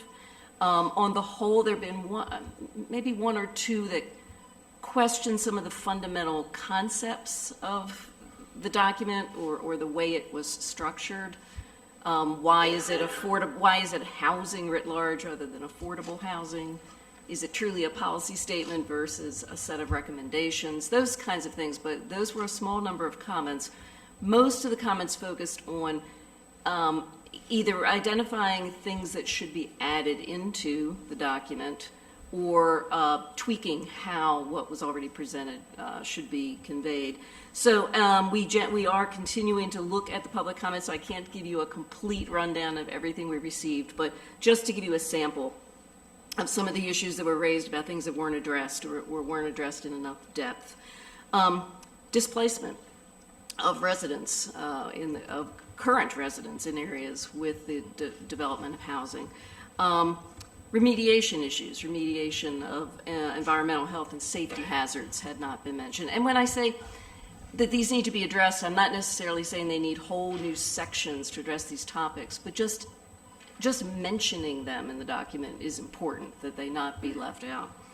How do energy codes factor into this? The document talks a lot about building codes and zoning codes, but what about energy codes? The role of the local historic preservation commissions. The notion that one thing we got out of the tribal consultation was the notion that in general, the application process for housing assistance can be potentially made more inclusive and easier to navigate. Now, that's not something we can really address globally, but since the document talks about areas of research that are needed, we're thinking, well, maybe that is one to flag, that this needs to be a more inclusive and easier to navigate process to get federal assistance for housing. There was a lot of discussion about the Section 106 piece of this and the guidance that the document and the policy the document sets about that. As was mentioned earlier, a key change is the notion of stressing that 106 should be reviewers should be looking mostly at the exterior of buildings. Now, that's not saying the interiors of contributing interiors would be ignored, but it is telegraphing that more adverse effects might be acceptable for interiors, basically in the service of expediting housing projects. And as was discussed earlier, we're going to reference in the document itself that implementing guidance to help people navigate that in the Section 106 process would be forthcoming from the council. Also, there was a lot of discussion about 106 and archaeology as it involved housing projects, building off of the existing policy statement. This one continues to say that if there's minimal ground disturbance, there should be little or no archaeological investigation. People were asked, particularly SHPOs, were saying, well, what do you mean by minimal? How do you talk about limited ground disturbance? We already have some guidance on the books about that sort of thing. We're going to reference that guidance in the document, add a reference to that guidance. and of course explore whether further is needed. The need to reference specifically the integrating of 106 and NEPA as an expediting and efficiency approach. It was really stressed, as was brought up here earlier, the notion of educating project applicants. What can we put into the document that would help to flag that as an important need? So like I said, that's just a sample of some of the kinds of really constructive comments that we've been getting in. And we're now going to be taking all the rest of the ones that just have come in at the end of last week, which was the closure of the public comment period. We also understand there's 1 or 2 federal agencies that are going to be getting us comments shortly as well, members of the council here that will be giving us further comments. The ultimate goal, hopefully, is to incorporate as much of this as we can, and then hopefully we would be in a position to provide you all with a final document for your review in the beginning of December. The goal is more or less has been set to try to have this done by the end of the year if possible. And the goal then would be, because doing this in an unassembled meeting, that usually takes about a 2-week process.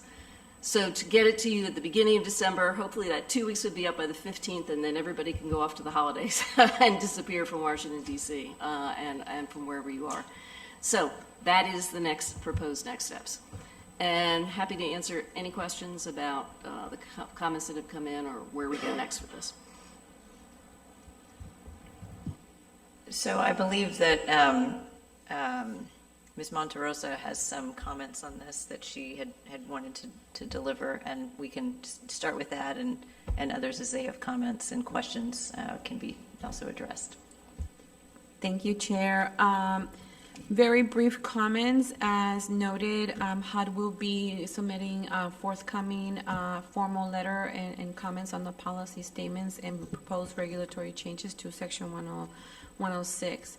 But I would like to commend the ACHP for taking this work on to address the pressing issue of affordable housing and the shortage nationwide.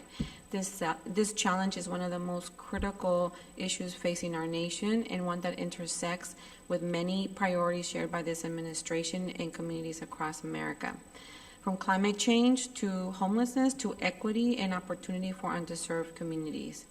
It is essential that we meet this challenge with a coordinated and thoughtful policy approaches, and with the unprecedented funding, as we have been discussing this whole morning.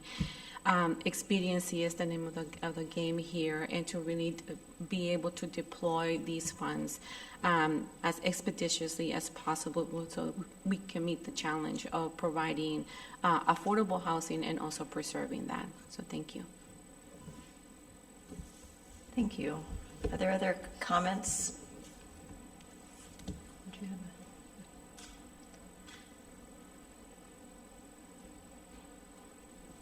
Any others? Okay. And Drew, you had nothing else to add on that? Okay, thank you for, and I just want to commend Drew Knoll for her personal dedication to bringing this all together, analyzing a large number of public comments and issues, getting out a very good draft, which will be improved upon, and with your comments. And we look forward to the comments from HUD and our tribal representatives as well through the next few weeks. So really appreciate this. It is a top priority for me personally, and I hope we can get something on the books in December. So please continue to help us make that the best possible product. Okay. Just one more comment. Sure. I just also want to thank Ms. Druhl for Ms. Druhl, Ms. Druhl, Ms. Knoll. Just combined your name. I really appreciate the onboarding. I know I took a lot of your time, and I am super grateful for it, and you were super helpful, and I appreciate all your work and service with me, so thank you. And thank you, Chair Bronin, for allowing me to be of service. I turn it back over. Thank you so much. All right, so we are on to agenda item 5, Tribal and Indigenous Peoples. And we will turn to Chairman Franklin, who leads our Tribal Indigenous Peoples Committee, again, for those following, recently renamed along with that office within ACHP. He is going to update us on the status of the Indigenous Knowledge Policy Statement. Thank you, Chair. Couple of opening comments on this. I held back earlier on Ira's, I guess, appointment or stealing, whatever you want to call it. I know he's, I've been texting him, so I know he's watching. So he's on a plane heading back here. Ira, your staff did a great job of preparing me for this, so thank you for that, and thank you to them. And we're proud of you, bud. Really, really proud of you. I actually brought an eagle feather with me to give to you and then found out that you weren't going to be here. But I want you to know, Ira, that your actions are eagle feather worthy. And the chair of the committee, as chair of the committee in my tribe, I am very, very proud of you. It's not something that we typically do. It is something that I am given the privilege of doing. So when we see each other, there shall be an exchange. Be ready. Second, I just wanted to remind everybody, as I'm sitting here a little teared up, just the importance of the support of our Boarding Schools Act, and that when we talk about those acts, that we start with apologies. And so as chairman of my tribe and traditional Kashaya person, I'd apologize to anybody online that had to hear that discussion and the discussion of human remains or children that didn't come home. I take that serious. So please forgive us for not apologizing before having that discussion. And then also thank you for the votes and the support as we move forward, and hopefully can begin to remedy or close or find ways to write a horrible chapter in our history as a country. So thank you for that. Now on to official business, Madam Chair. The draft principles for our policy statement for Indigenous knowledge and historic preservation, you all have a copy of that in your meeting book. So I just want to remind you, this is still open and active, and we're still taking comments and still soliciting opinions from tribes and hosting listening sessions. And if you have any comments, just make sure that you send those to Ira. He is still part of us. He hasn't escaped completely. He did once before. He knows this is the last time, so don't be messing around, bruh. And send him to Ira. He'll make sure that we get him and incorporate that into the other summary of comments that you also have inside of your book. So take a look at those comments. Just really proud of the work that we're doing about this. We actually have hosted 7 listening sessions for tribal and Native Hawaiian organizations, and 2 with agencies. Those have been very well attended. You know, at this point, we're more than 200 tribal and Native Hawaiian participants. Ira's counting 30 to 40 that between the agencies. You know, we started this off with a promise that we would include federal agencies in these discussions, and even invite y'all to listen in on the tribal listening session. So, Carolyn Henry, get a definite shout out and thank you for that. And of course, the great, and I mean great, Beth Savage, thank you as well for helping us to coordinate these federal listening sessions too, because with something that's this sensitive and has taken thousands of years to develop Indigenous knowledge, it's something that we want to make sure that we get it right, or as right as possible in the first shot. And I did explain that to tribal leaders. On a personal note, the last meeting that we had, I was actually taking my dad, about the last hour of it, I couldn't participate. My father, who is not watching, has cancer, and it came back pretty viciously. So he was going to a consultation with his surgeon. And so as I'm doing the first hour and 20 minutes of this meeting, I've got this in the back of my head that I have to leave at some point and take Dad to his surgeon and look scary, like, do it right, bro, you know, like that kind of stuff. And as I was sitting there listening and stressing off of it, there's just peace that comes with listening and talking to our tribal leaders and our traditional people as they're explaining how they would like to be spoken to and explaining to you the way the world works and that very specific tribal point of view that only Indian people that are from that land could ever give you or begin to explain. And it's a beautiful thing, and I had to thank everybody afterwards for getting my head out of that space and allowing me to just dive into what they were teaching us. And that in itself was an amazing thing to me because I was taught that as a child as well, and that when traditional people are speaking of traditional things, if you allow that to happen to you, then your focus changes and your demeanor changes, and the stress levels that melt away turn into just wanting to understand and hear. And so, again, I offer to any of our federal agency partners, and you are all our partners, that should you want to participate in any of these discussions where our traditional leaders are giving us direction and teaching us that is open to you, we will continue to have that policy. Now that we're the tip, we'll still have that policy, just as the Office of Native American Affairs did before. So I encourage you all to join us. Tribes are receiving this well. We expect to begin to actually switch from listening sessions to government consultation. That's a difference in how we do this, and that should happen in late January. Our goal is to present a final draft to all of you in early March with a potential vote at the business meeting occurring that month. So you all can expect to see a more finished and polished and nearly complete policy that we'll have you get one last comment on, just like tribes will get, and then we'll be asking for that vote. It's a lot of hard work, and a lot of you have participated. And just like the recognition of IRA being sent to the White House, you own that. All of you, agencies, participants, board members, council members, staff, you own IRA's accomplishments because you all enabled it. And the more that we continue to do that for each other, the better these policies will look, the more reflective of the people that we serve with these policies that it will actually become. So this one is certainly one of those with as many consultations as we've had. That's all I have for this, Madam Chair. Thank you. If I could just add a comment on that particular policy statement. This is a top priority for me personally in the new year, and I wanted to just state that publicly. A lot has gone into it to date.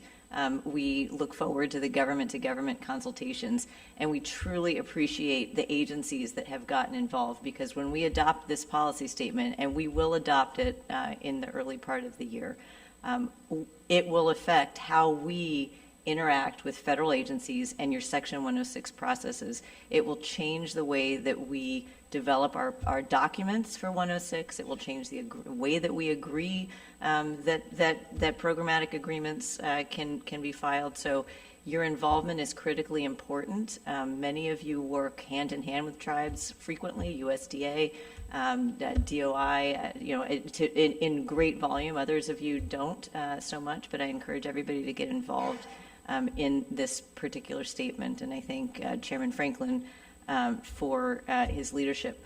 I will also say that I know our federal agencies often like to, and have to, in many cases, abstain, including from taking positions on legislation.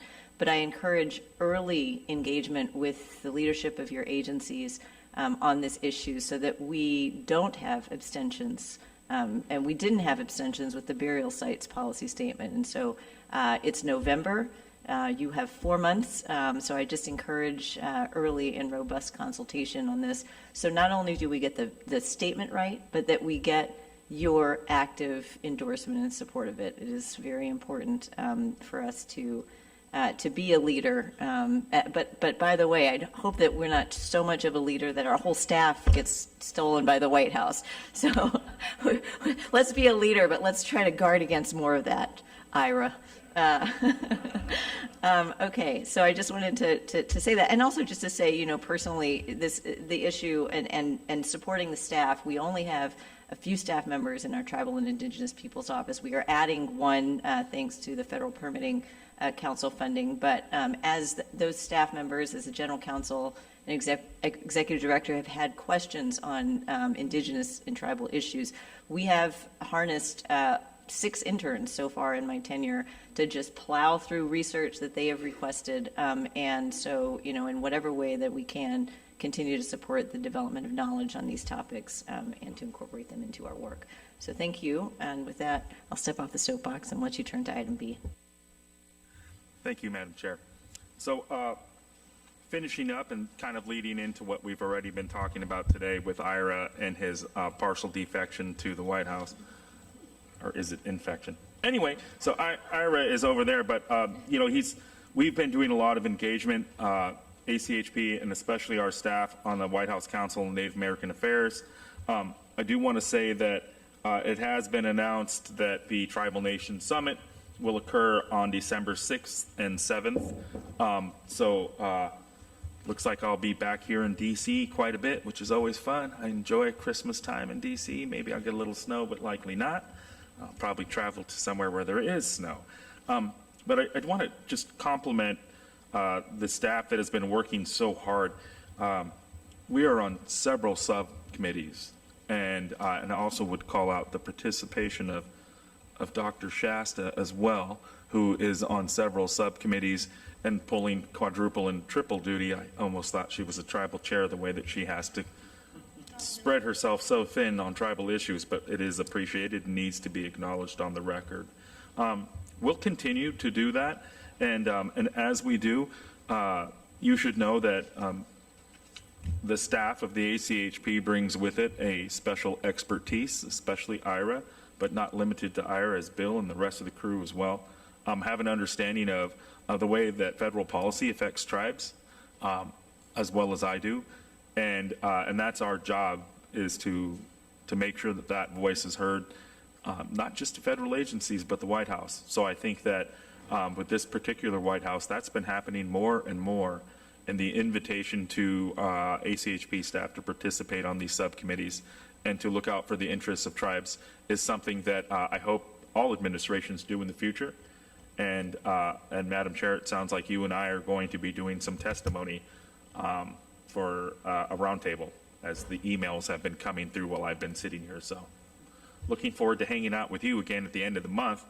And that's just before I pass everything over and finish off with us, just I encourage all of you that during the holidays, as you're sitting around the table, make some efforts to understand whose tribal lands that you're on, and take a second, look at it. You can Google it. There's some websites that I can't promote here, but someday I will, and have those discussions around the table.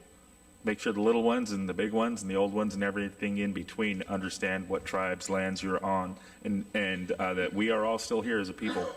Just wanted to remind that, and thank you, Madam Chair. I yield the floor. Thank you very much. If there are no questions or comments for Chairman Franklin, we will move on to item 6 on our agenda, Communications, Education, and Outreach Committee. So again, I'll turn to one of our committee chairs for this one. We're going to talk about developing new audiences and expanding outreach, and Monica Rhodes will take it from here. Thank you, Chair Bronin. Before I begin my comments, I would certainly like to acknowledge, as many of my colleagues have, the incredible work of the staff of ACHP. So Patricia, Shayla, thank you for your work. And Lynn, thank you, always documenting.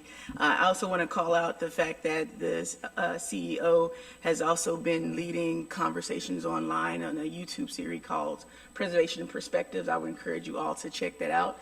Our most recent episode was focused on the recent inscription of the World Heritage Hopewell Ceremonial Earthworks. So we had a very great conversation, and again, thanks to Lynn for organizing that.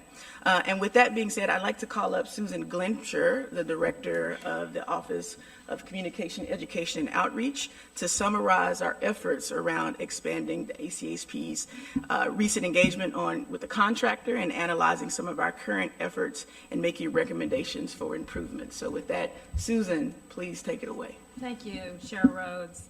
Good morning, everyone. It's good to see you all in person. We had a great committee meeting last week, and I want to thank all of the members who joined us. We really enjoy hearing from you. We also heard in the meeting from 2 staff members from the Hatcher Group. Hatcher is a Maryland-based public relations firm that we have contracted with to support the agency's effort with regard to outreach and communications. One of Hatcher's first priorities was to conduct a media audit. And the purpose of that was to examine and analyze the social and earned media footprint of the ACHP. And by earned media, what I mean is it is media that is created and online by others. The ACHP had nothing to do with writing it or editing it in any way. Hatcher looked at this media footprint and gave us a great report and excellent recommendations as to how we can get more specific information out to our various constituencies, as well as what we can do to continue to grow our audiences. Some of these recommendations included ideas to broaden our messages via social media or print media, and a great example of that is Chair Bronin's op-ed in Newsweek on our burial policy. Also connecting the ACHP with specific landmarks and newsworthy events. And the connection between the work that the ACHP does and Section 106 and the realities of what is happening in our country today. And this last recommendation really reflects a recent event, and that is the tragedy that took place in Lahaina. And there was, of course, a devastating loss of life. Also, there was almost a complete loss of the historic downtown area. And following that, Hatcher remarked on the fact that there was a huge uptake in stories, both online and offline, about historic preservation. So during the discussion we had, members asked about how we can get the ACHP into more of these stories, and Hatcher recommended that we lean heavily on the key language in our mission statement. A main goal is, of course, to always make sure that we're raising awareness of the work of the ACHP in Section 106. Hatcher also suggested that we connect with key influencers to try to raise awareness. So if anyone in the room is friendly with Taylor Swift, please ask her to email me. All in all, we gained a lot of knowledge from this report. We're looking forward to working with Hatcher in the future. It's great to have a PR firm on board that will have connections to a lot of these publications. And that is my report. I'd be happy to answer any questions, and you are also welcome to email me at any time. Thank you. Any questions? Oh, yes, go ahead. Well, if you identify some influencers other than Taylor Swift that you'd like us to see if we have contacts, please let us know. Yes. I mean, I don't say that as a joke. I say it seriously. Thank you very much. Excellent, thank you. So we'll turn now to item B, the Section 3 report outreach that we are undertaking, and I'll turn back to Member Rhodes. Thank you, Chair Bronin, and again, thank you, Director Glimcher, for your updates on where we are with Hatcher. If there are no comments, please keep those coming. I don't need to underscore the importance of communicating out the excellent work that the ACHP leads nationally. Telling stories around the work that we do is a part of our congressional mandate, but it's our responsibility to communicate our great work and not just keep it in-house and in our preservation silos. So with that being said, I update us on where we are with our outreach efforts on the Section 3 report. OCEO staff working with OFAP staff on the Section 3 report. This office will be editing the content, designing, and producing this report. as OCEO's responsibility is to handle the outreach, which we do every 3 years. We're looking to expand the distribution of this important report. With that being said, this report will be transmitted electronically, of course, and some ways we will share this release are through, we'll distribute it through the President and members of Congress, by and key congressional staff members, including the ACHP's Authorization and Appropriations Committees. The report will be also distributed to traditional local media for highlighted projects and case studies. And this is one of the important things Hatcher will also help us do. The agency will work with SHPOs and TIPOs to promote these stories. We will also utilize our social media platforms to share general information about the report. OCEO will be making the case studies into videos and sending the case studies to elected officials connected to these stories. We will also pitch the report themes to C-SPAN, the Federal News Network, and other media, and we also are open for other suggestions if there's any on this list that are missing. It also is imperative that we get this report in front of senior federal decision makers. And we'll be calling on our federal members of the ACHP to assist us with that. So stay tuned. If members have other ideas for outreach, again, please reach out to Susan and let her know your suggestions. The entire plan for outreach is in the meeting book in tab 1. And with that being said, I will yield the conversation and my time back to the chair. Thank you, Chair Bronin. Okay, any comments about that item? Seeing none, thank you, Ms. Rhodes, for that report, and Director Glimcher as well. So we are on to new business. There is no new business to report since the agenda went out. And so I will just note that staff has placed a schedule for upcoming mid-cycle committee meetings, full committee meetings and business meetings through July of next year in your table packets. These are the anticipated hoped-for dates. Please mark your calendars, and of course, if something changes, we'll let you know. So hopefully that's helpful for you as you plan.